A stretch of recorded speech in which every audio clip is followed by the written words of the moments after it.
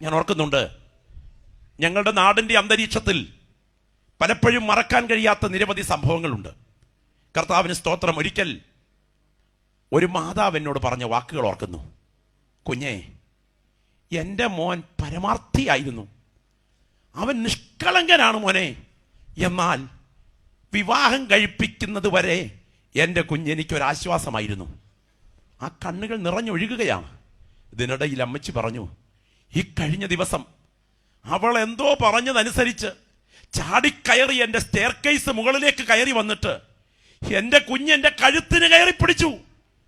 എൻ്റെ നാക്ക് 1-2 അങ്കുലം പുറത്തേക്ക് തള്ളി. എന്നിട്ട് എന്നോട് അവൻ പറയുക, എന്നേ തള്ളേ, മര്യാദയ്ക്ക് വീട്ടിൽ കഴിഞ്ഞുകൊള്ളണം. എൻ്റെ ഭാര്യ പറയുന്നത് അനുസരിച്ചില്ലെങ്കിൽ നിങ്ങളെ ഈ ഗ്രിൽ ഡോറിലൂടെ ഞാൻ എടുത്ത് പുറത്തേക്ക് തള്ളും. വല്ല വണ്ടിയും നിങ്ങളുടെ മുകളിൽ കൂടെ കയറി ഇറങ്ങും. അല്പ മിനിറ്റുകൾക്കുള്ളിലാണ് എനിക്ക് ബോധം നേരെ വന്നത്. എന്നിട്ട് അമ്മ പറയുക, നല്ല കുഞ്ഞായിരുന്നു, ആ കോപത്തിൽ അങ്ങ് ചെയ്തെന്നേ ഉള്ളു കേട്ടോ. നമുക്ക് ശ്രദ്ധിക്കണേ, ആ അമ്മയുടെ സ്നേഹം കണ്ടോ. കഴുത്തിന് പിടിച്ച് കണ്ണ് തള്ളി നാക്ക് പുറത്ത് ചാടിച്ചിട്ടും അമ്മ പറയുന്നു നല്ല കുഞ്ഞാന്ന്. സ്തോത്രം. ആ ഡിസംബർ മാസം 31 മുൻപ് തിരുവനന്തപുരത്തേക്ക് ഒരാവശ്യത്തിന് കാറിൽ യാത്ര ചെയ്തിട്ട് പുത്തൻ കാറിൽ വീട്ടിലേക്ക് വരും മുൻപ് ഭാര്യയെ വിളിച്ചു പറഞ്ഞു, ഭക്ഷണമൊന്നും ഉണ്ടാക്കണ്ട, ഞാൻ വാങ്ങിക്കൊണ്ട് വരാം, എന്തിഷ്ടമുള്ളതെന്ന് പറ. അവൾ പറഞ്ഞ കുറിപ്പനുസരിച്ച് ഭക്ഷണവും വാങ്ങി ഭാര്യയുടെ അടുക്കലേക്ക് ഭർത്താവ് അർദ്ധരാത്രിയിൽ ഡിസംബർ 31 വാഹനം ഓടിച്ച് ഹൈവേയിലൂടെ വരുമ്പോൾ എതിർവശത്തുകൂടെ പാഞ്ഞു വന്നൊരു ട്രക്ക് കൂട്ടിയിടിച്ച് അവന്റെ ശരീരം ചിന്നിച്ചിതറി. ആ ഡെഡ് ബോഡി വീട്ടിലോട്ട് കയറി വരുമ്പോൾ ഞാൻ എവിടെയുണ്ട്? ആ ചിതറിക്കിടക്കുന്ന ഡെഡ് ബോഡിയിലേക്ക് കുടുംബാംഗങ്ങൾ അലറിക്കൊണ്ട് കവണു വീണുമ്പോൾ എനിക്കൊരു കാര്യം മനസ്സിലായി. അയ്യോ, അറം പറ്റുന്നത് പോലെ അത് ഭവിച്ചല്ലോ. ഇന്ന് രാത്രി ഈ വചനം കേൾക്കുന്ന സുഹൃത്തെ, ദൈവം നിനക്ക് നൽകി തന്നിരിക്കുന്ന ഈ അധികാര സ്ഥാനങ്ങളുണ്ട്. ആ അധികാര സ്ഥാനങ്ങൾക്കെതിരെ നീ കരമെടുക്കുമ്പോൾ നിനക്കറിയാൻ കഴിയാത്ത ഒരു ബൈൻഡിങ് നിന്റെ മേൽ ആധിപത്യം പുലർത്തും. അത് ഉപവാസ പ്രാർത്ഥന കൊണ്ടും അന്യഭാഷ കൊണ്ടും മാറില്ല. നീ വെച്ച ബന്ധനം നീ അഴിച്ചു മാറ്റാത്തിടത്തോളം കാലം നിന്റെ കുടുംബത്തിന് ഈ അദൃശ്യ ശക്തി പിടിമുറുക്കുക തന്നെ ചെയ്യും. മറക്കരുത്, നീയും നിന്റെ കുടുംബവും കാറ്റു വിതച്ച് കൊടുങ്കാറ്റു കൊയ്യും. ചെവി തുറന്ന് കേൾക്കണം. നീയും നിന്റെ കുടുംബവും കാറ്റു വിതച്ച് കൊടുങ്കാറ്റു കൊയ്യും. എന്താണ് അധികാരസ്ഥാനം? വേദപുസ്തകം അധികാരത്തെക്കുറിച്ച് പറഞ്ഞിരിക്കുന്നു. ഈ തലം ബൈബിളിന്റെ പ്രത്യേക പ്രസ്താവനയാണ്. മക്കളുടെ മേൽ മാതാപിതാക്കൾക്ക് അധികാരം, ഭാര്യയുടെ മേൽ ഭർത്താവിന് അധികാരം, സഭയുടെ മേൽ ശുശ്രൂഷകൻ അധികാരം, ദൈവം ഇവിടെ വെച്ച അധികാരമാണ്. ആ അധികാരം നിന്റെ താല്പര്യമനുസരിച്ച് തികച്ചും വിജയകരമല്ലെങ്കിൽ പോലും ആ അധികാരത്തെ അനുസരിക്കുക നിന്റെ വിധേയത്വത്തിന്റെ ഭാഗമാകണം. ഞാൻ പറയുന്നത് ശ്രദ്ധിക്കണേ. ഒരിക്കലൊരു മോൻ എന്നോട് പറഞ്ഞു, പാസ്റ്ററെ, അപ്പൻ ഇരിക്കേണ്ടിടത്ത് അപ്പൻ ഇരുന്നില്ല, പട്ടി ഇരിക്കേണ്ടിടത്ത് അപ്പൻ ഇരുന്നാൽ പട്ടിക്ക് കിട്ടേണ്ടത് അപ്പന് കിട്ടുമെന്ന്. മനസ്സിലായില്ലേ? അപ്പൻ ഇരിക്കേണ്ടിടത്ത് അപ്പൻ ഇരിക്കാതെ പട്ടി ഇരിക്കുന്നിടത്ത് അപ്പൻ ഇരുന്നാൽ പട്ടിക്ക് കിട്ടേണ്ടത് അപ്പന് കിട്ടും എന്ന്.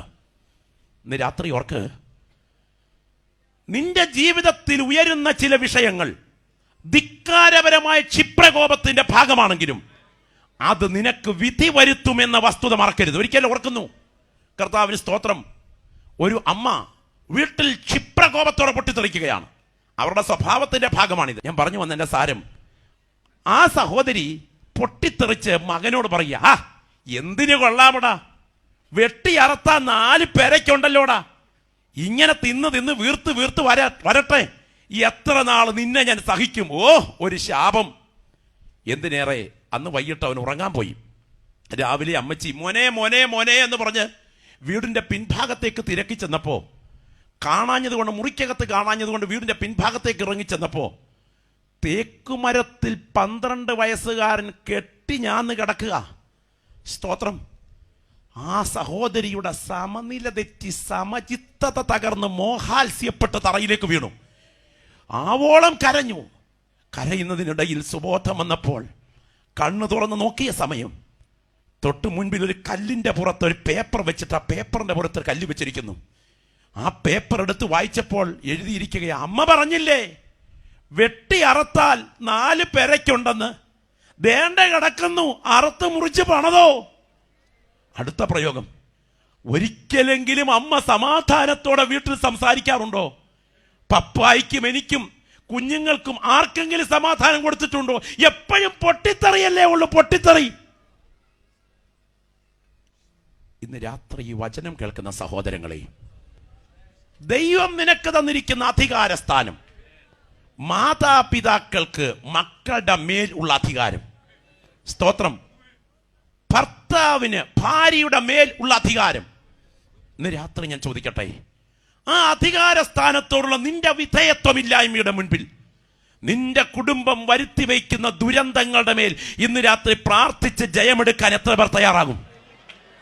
ഈ രാത്രി ആ മണ്ഡലങ്ങളെ അഴിച്ചു മാറ്റാൻ കഴിവുള്ള യേശുവിന്റെ രക്തത്തിന്റെ ശക്തി ഇതിനകത്ത് ആത്മമണ്ഡലത്തിൽ വ്യാപരിച്ചു കൊണ്ടിരിക്കുകയാണ്.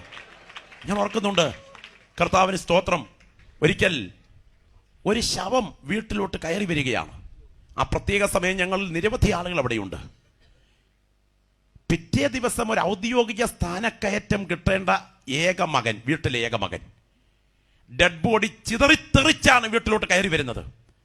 ആ ഡെഡ് ബോഡിയുടെ മുൻപിൽ ചുറ്റും ആളുകൾ അലറിക്കരഞ്ഞു കൂടെ നിൽക്കുമ്പോൾ അകത്തോട്ട് കയറിയ ഡെഡ് ബോഡിയുടെ മുകളിലേക്ക് അപ്പനും അമ്മയും മോഹാത്സ്യപ്പെട്ട് കുനിഞ്ഞു വീണിരിക്കുമ്പോൾ 94 വയസ്സ് പ്രായമുള്ളൊരു വൃദ്ധനായ പിതാവ് ആ വീടിന്റെ പുറത്ത് നിന്ന് ഞങ്ങളിൽ ചിലരോട് സംസാരിക്കുക, പാസ്റ്ററേ, ഇതിന്റെ പുറകിൽ ഒരു കാരണമുണ്ട്.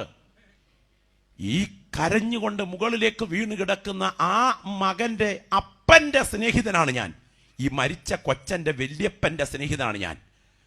എന്റെ സ്നേഹിതന്റെ ഭാര്യ മരിച്ച് പ്രാരംഭ ദിവസങ്ങൾ കഴിഞ്ഞായിരുന്നു വിവാഹം.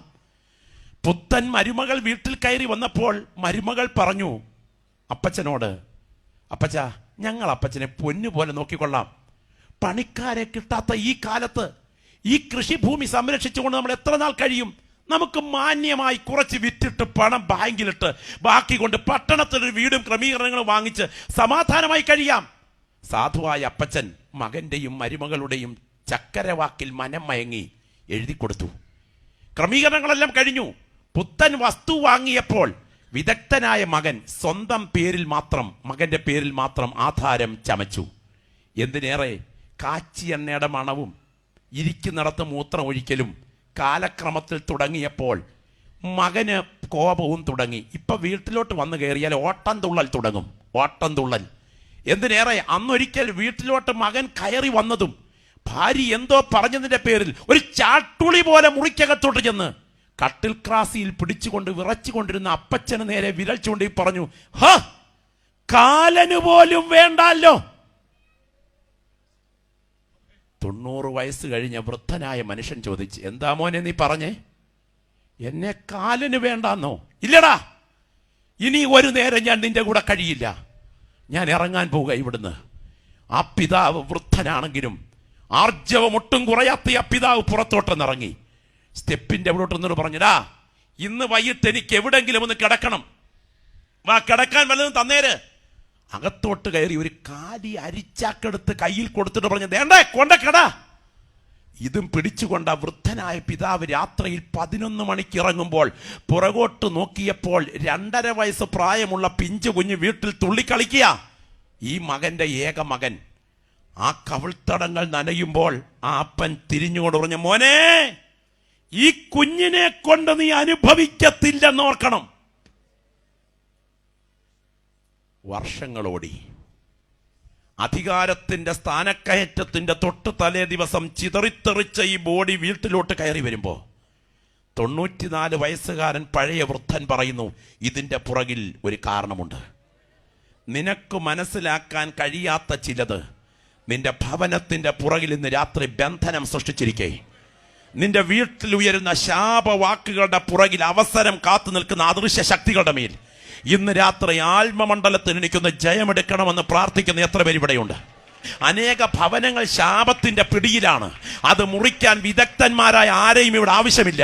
പ്രാർത്ഥനിച്ച് ദൈവകരങ്ങളിലേക്ക് ഏൽപ്പിച്ച് കാരണത്തിന്മേൽ ജയമെടുക്കാൻ ഏൽപ്പിച്ചു കൊടുത്താൽ അതിന്മേലുള്ള ബന്ധനങ്ങളെ അഴിച്ചു മാറ്റാൻ യേശുവിന്റെ കരം ഇന്ന് രാത്രി ഇവിടെ ചലിച്ചുകൊണ്ടിരിക്കും. നീ ചെയ്തു കൂട്ടിയതിനെ എല്ലാം പരിഹാരം വരുത്താൻ ബ്രീഫ് കേസിൽ ശാപം മുറിക്കലുമായി ഒരുത്തൻ വേദിയിലെത്തേണ്ട ആവശ്യമില്ല.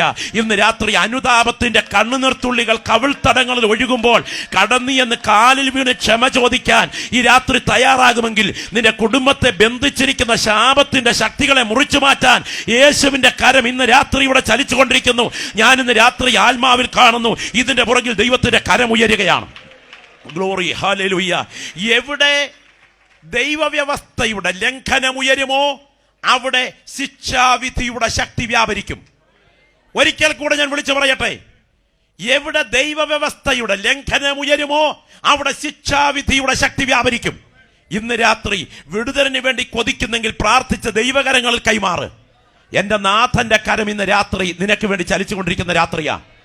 പരിശുദ്ധാത്മാവ് ഇന്ന് രാത്രി ഓർപ്പിക്കുന്നു. എത്രയോ കുടുംബങ്ങളാണ് കണ്ണുനീരിലെന്നറിയാമോ? നിങ്ങൾക്കറിയാമോ?